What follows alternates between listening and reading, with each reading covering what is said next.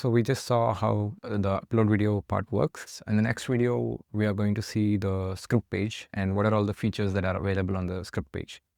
All right, so here we'll particularly see how the script is structured. Here you can see the part name, the step name, and inside it, the script is there. And you can see the transition between a particular step. You can see when it's moving to a new step, you get the transition lines. And here you can see the estimated voiceover duration for this script. And here you can click on this to move to that particular position in the video. And when you click here and then click on play, Hi everyone. it's going to play.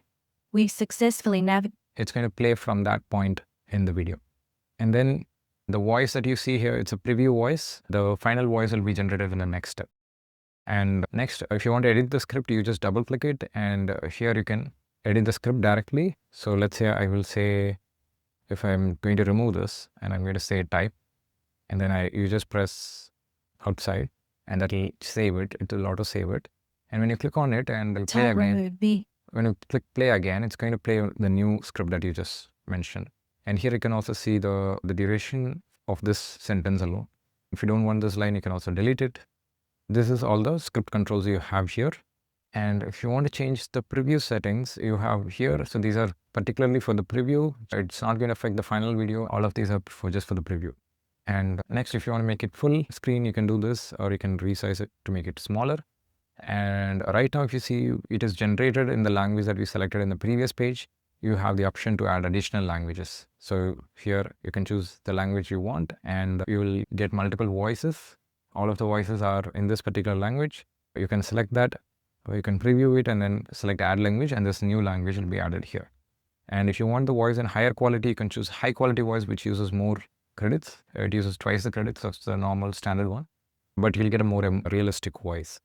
So that's the add language. So even though you selected one of the voice there, you can still change the language right here. And once you add a language, you will be able to switch between the languages right here and see the script in that new language that you added.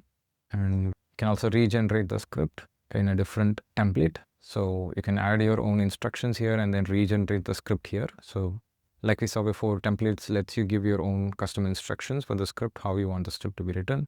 Yeah, so with this, you can regenerate the same script again, and it will be generated as a new version. So you can regenerate the script and then choose the version you want and then generate voiceover for that. So that is also possible. All right, so in the edit history, you'll be able to see all of the script edits that you have made. So here you can see this.